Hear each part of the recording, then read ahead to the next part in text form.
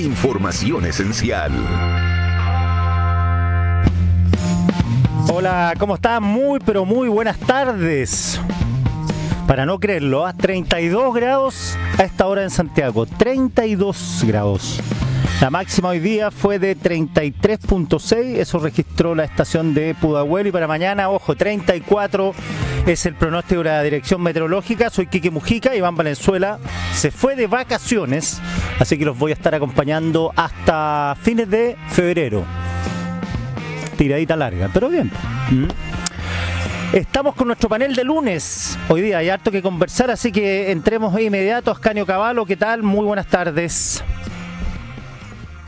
Tardes, ¿cómo estás tú? Muy bien.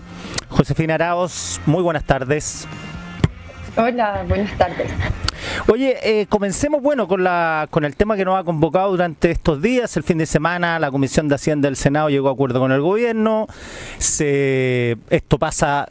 Es la última milla prácticamente de la reforma previsional, de la propuesta, y los ojos están puestos en la Cámara de Diputados porque todos los pronósticos indican que en el Senado va a fluir esto, se va a aprobar, pero en la Cámara de Diputados son las sospechas. El gobierno necesita 77 votos para sacar adelante la reforma, Ascanio. Sí, pues, y no es fácil conseguir esa mayoría. Ahora, igual en el Senado yo creo que se han abierto unos vacíos, unos forados, si prefiere, que son inquietantes. No digo que hagan fallar la votación, pero siembran dudas bastante razonables, en particular por la prisa, ¿no? La prisa que se ha producido después de que el Consejo Fiscal Autónomo hiciera sus 11 observaciones, que aparecen respondidas muy, muy rápido, pero que introducen una duda sobre los aspectos que el propio Consejo señala. Me llama la atención en particular las prevenciones que ha expresado en las últimas horas Jimena Rincón, que es una especialista en el tema, no es una persona que lo desconozca, digamos, ¿no?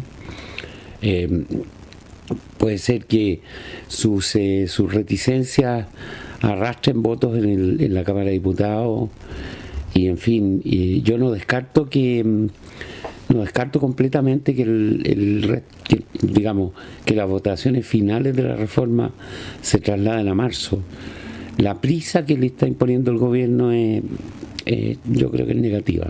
Me comentaba Cristina González en la mañana que entrevistó a Jimena Rincón en la Radio Agricultura y que le dijo que no iba a ir a votar, que no votaría. Claro. Entonces la Cristina le preguntó, le dijo, no, pero o sea, va a abstenerse. No voy a votar. O sea, no va a ir. Voy a ir y no voy a votar. Claro, ves tú, es una posición dura a esta altura del partido, digamos, ¿no?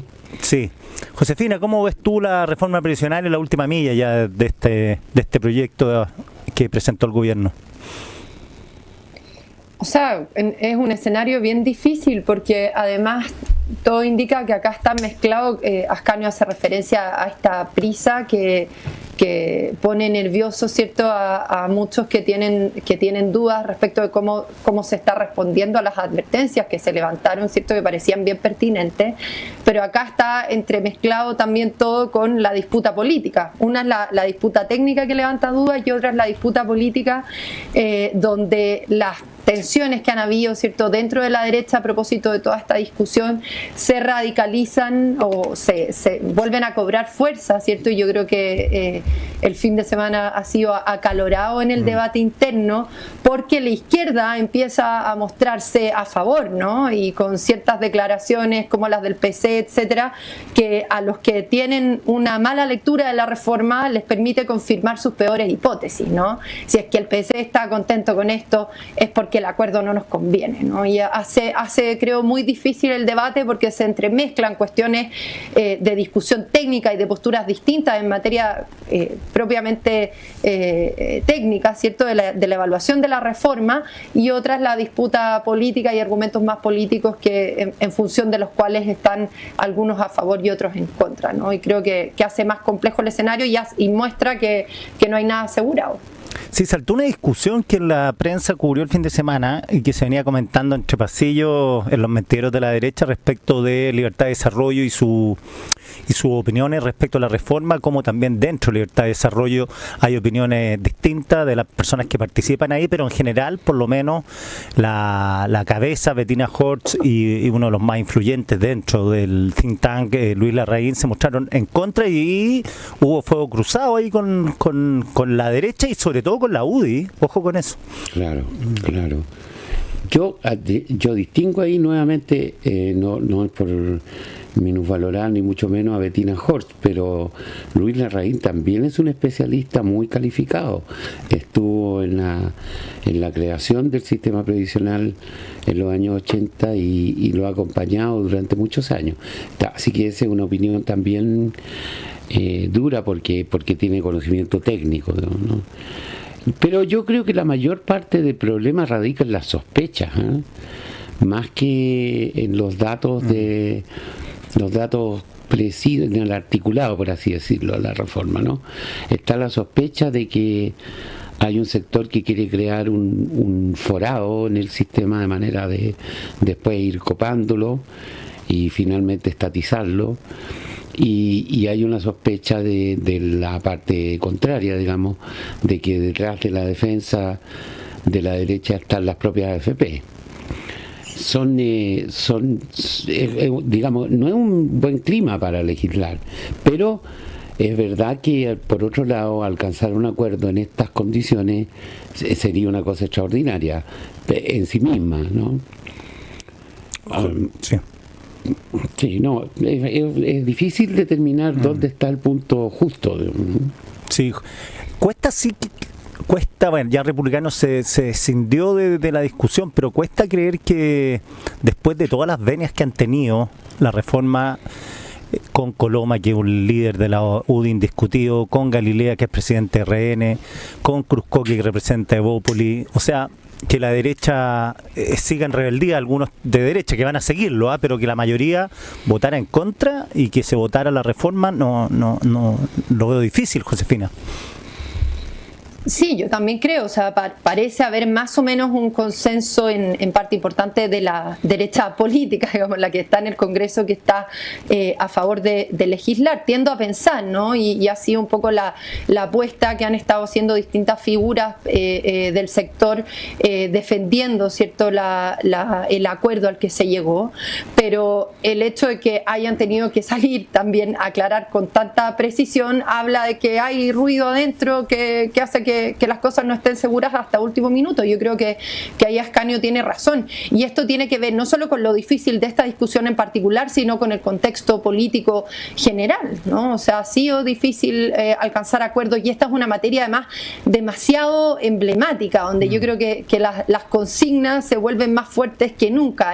No sé, en seguridad como que es tan evidente la crisis, ¿cierto?, que más o menos, aunque la izquierda lo haga a su pesar, terminan más o menos todos en un lugar parecido, ¿cierto?, requiriendo de los mismos recursos.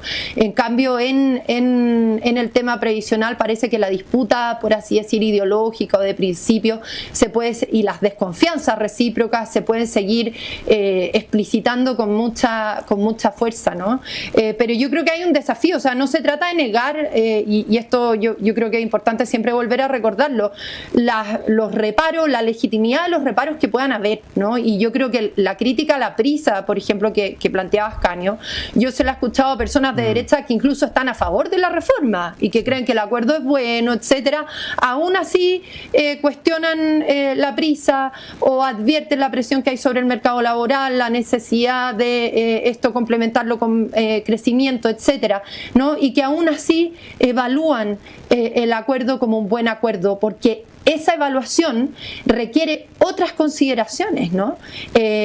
Aparte de la evaluación técnica, lo que no significa conformarse con una mala reforma, ¿cierto?, sino que implica evaluar la reforma a la luz de las condiciones políticas que tenemos, ¿no? Y evaluando también cuáles van a ser las condiciones políticas en un escenario futuro que podría ser el de un gobierno de derecha, ¿no? Yo creo que esa consideración es relevante, pero insisto, no es puro no es una estrategia así vacía, una cosa instrumental, ¿no? Sino un análisis adecuado de las condiciones del contexto político actual y futuro, ¿cierto? Que permite evaluar que la reforma parece ser lo mejor que se podía lograr, o esa es la posición que se está instalando en la derecha que está a favor de este acuerdo. Bueno, Schmidt-Hebel el fin de semana fue clarito al respecto, pues. Apoya la reforma, pero le pone una nota 4, o sea, raspando la desaprobación a Ascanio.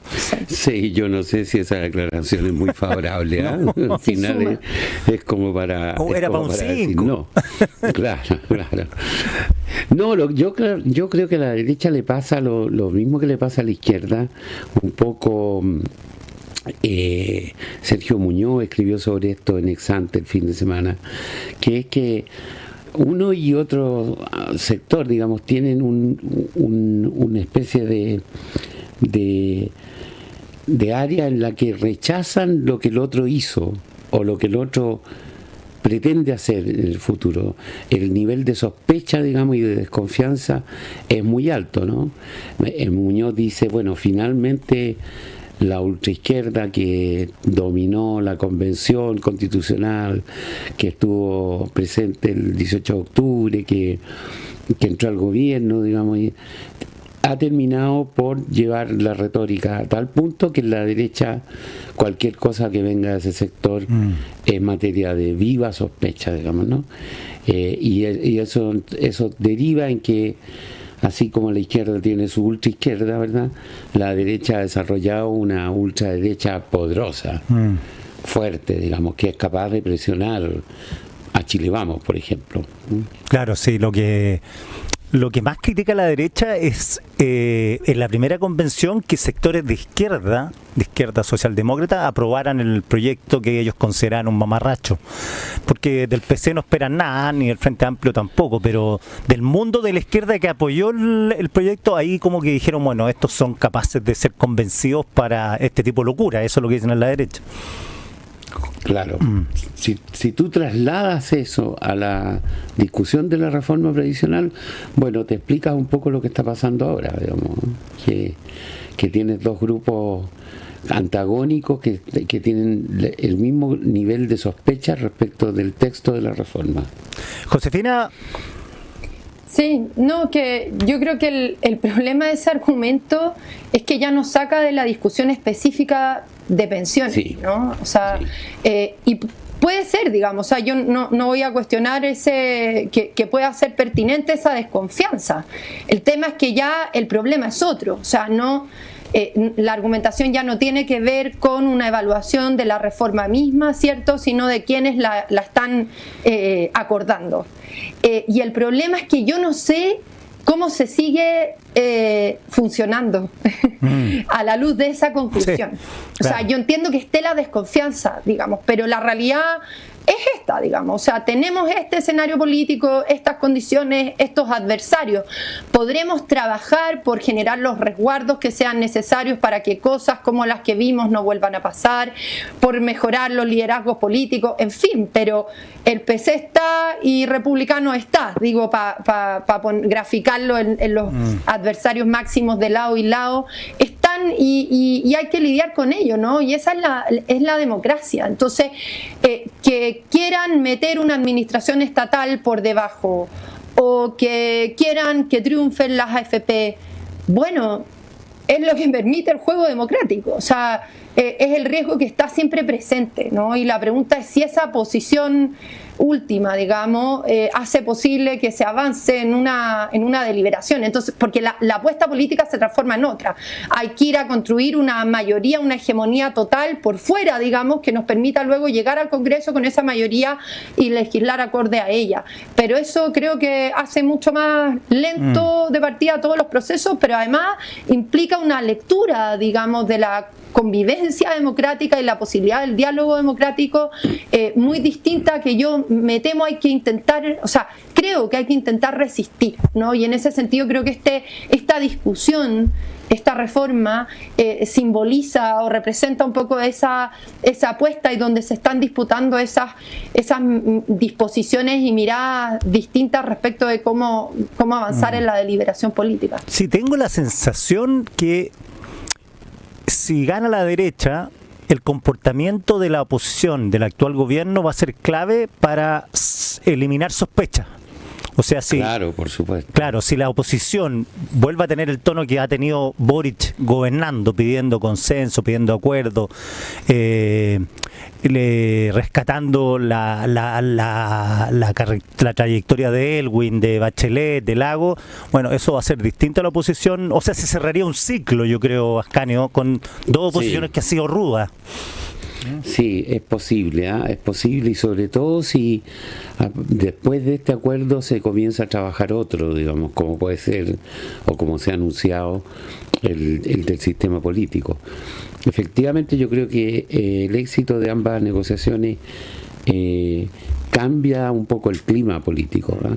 Difícil que lo cambie enteramente porque tenemos una elección parlamentaria y presidencial a la vista, y eso agrega tensión.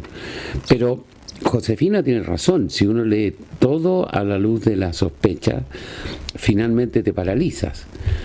Pero ese es el hecho que está ocurriendo hoy día respecto de, con la prisa del gobierno, ¿no? La prisa se convierte en sospechosa, claro, por sí misma. Entonces, yo creo que en muchos de los momentos de este proceso, el gobierno y algunos de sus altos funcionarios han sido muy imprudentes, sumamente imprudentes. Y eso ha alentado, digamos, a los sectores más renuentes a un acuerdo en la oposición. Porque aquí el que tiene la iniciativa es el gobierno, de eso no puede culpar a la oposición. Quien lleva la batuta, digamos, es el gobierno, ¿no? Oye, Ascanio propone un tema bien interesante, estaba leyendo el New York Times recién, dicen, bueno, lo de Colombia, Trump con Colombia es un paso más de lo que quiere hacer Trump, y dicen ahora viene Groenlandia, y entiendo que Marco Rubio va a visitar Panamá en estos días para pedir de nuevo la administración de Estados Unidos del canal de Panamá. ¿Cómo lo ve, Ascanio, lo que pasó con Petro en el fin de semana? Fuerte, pues fuerte. Yo creo que Trump eligió específicamente a un gobernante de izquierda que ha sido desafiante con Estados Unidos, no solo en esta, sino incluso en la administración Biden, para plantearle un reto durísimo que lo ganó finalmente, ¿no? Porque Petro tuvo que retroceder, admitir que los aviones con colombianos deportados aterricen en Colombia. Es confuso esto porque hay una cuestión de principios también, que los países no acepten a sus propios nacionales que están en condición ilegal y que pueden haber cometido delitos, es algo que no es propio tampoco de la convivencia civilizada internacional, ¿no? O sea, si tus connacionales están en otros territorios cometiendo delitos y los deportan, no puedes o no deberías tú rechazarlos. Es el caso de lo que ha hecho Venezuela con Chile. Claro, y eso es lo que dijo Carolina Toá hoy día, le dijo a Petro. Claro, es bien notable la declaración de Carolina Toá, bien. Sí, pues nadie se atreve a defender a Trump. No, pues claro, y sobre todo decirle eso a Petro en este gobierno, claro, es bien delicado también. Pero finalmente ese gallito ya lo ganó Trump, y lo ganó también con Brasil, ¿no? Brasil se queja de una cosa razonable pero formal, digamos, que es que los deportados venían con grilletes, con esposa. Bueno, está bien, tal vez la esposa, a mí siempre me ha parecido excesiva que una persona arriba de un avión vaya con esposa. Pero eso lo he visto en Europa, lo he visto en muchas partes, no es una novedad para mí. En todo caso, claro, ya tiene dos países en los cuales ha impuesto el criterio de que los deportados se aceptan, ¿no? Habrá que ver qué pasa con el resto de los países que tienen grandes bolsones de inmigración. Colombia, entiendo que hay alrededor de 200.000 en Estados Unidos. Pero, bueno, México, Guatemala, Centroamérica en general tienen muchísimos más. Sí, el riesgo, Josefina, es que además venga una oleada de vuelta de personas que, no todas, pero una parte son delincuentes, lo que pasó un poco cuando Fidel liberó a los Marielitos y abrió las cárceles. Claro. Así es.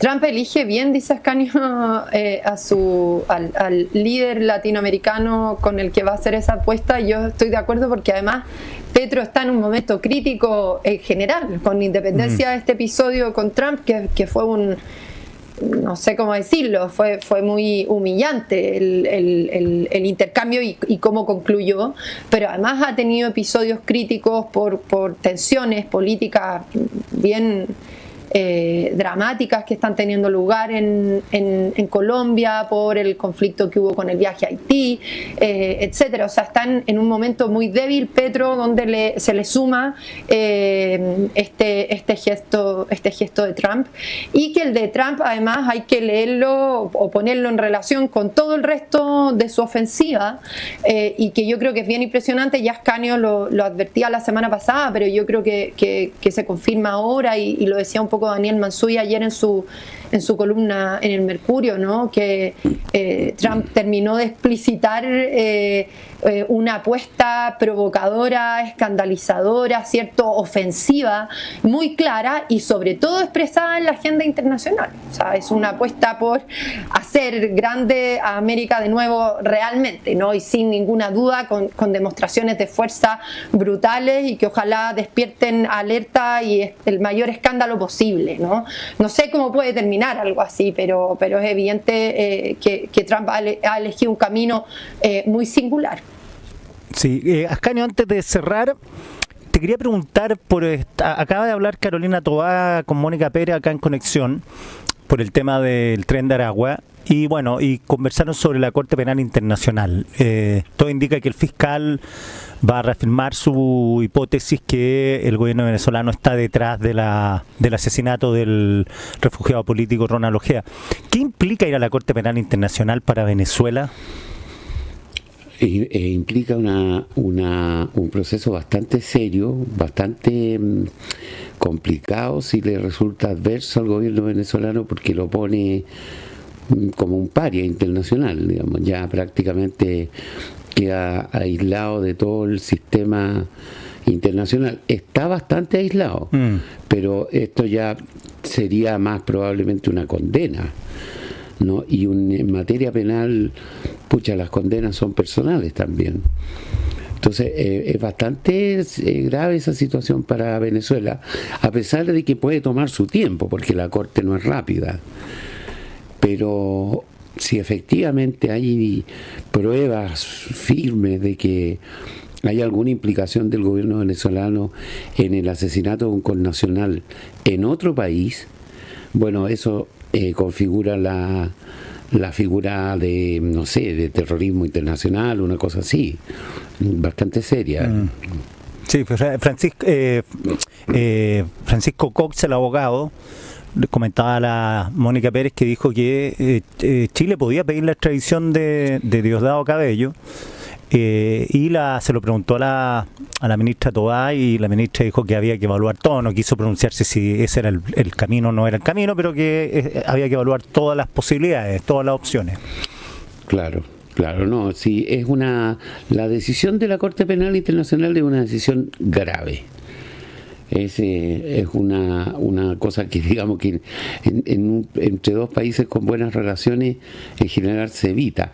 Hubo un esfuerzo por llevar a Pinochet a la Corte Penal Internacional en los días en que estaba preso en Londres, pero en ese momento la Corte todavía no estaba bien constituida, y no había tantos precedentes tampoco. Había habido la condena de un líder liberiano, que era la primera que se producía, y por lo tanto todavía no estaba en rodaje la Corte Penal Internacional.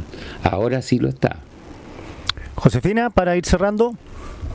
No, que si se termina de probar lo que hemos estado comentando estos días, habla también, o va a permitir confirmar, el tipo de alianzas articuladas por parte del régimen de Maduro en Venezuela, o sea, con quiénes son sus brazos, y tener el dato así evidente, ¿cierto?, de cuáles son los vínculos que tiene a nivel internacional y que le permiten ejecutar crímenes de esa naturaleza, pero no solo crímenes de esa naturaleza, sino mediante quiénes.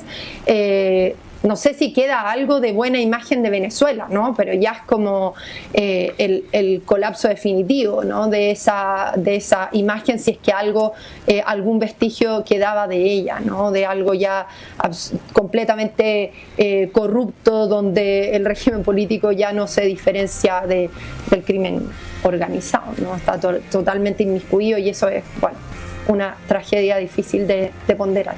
Josefina Arao, Ascanio Cavallo, vamos a un pequeño corte y ya volvemos con más cuatro cabezas, es decir, es el otro pituto, con página 13. Ya. Oye, pero antes saludamos a nuestros auspiciadores. Una revista para escuchar al cierre de cada día. Página 13.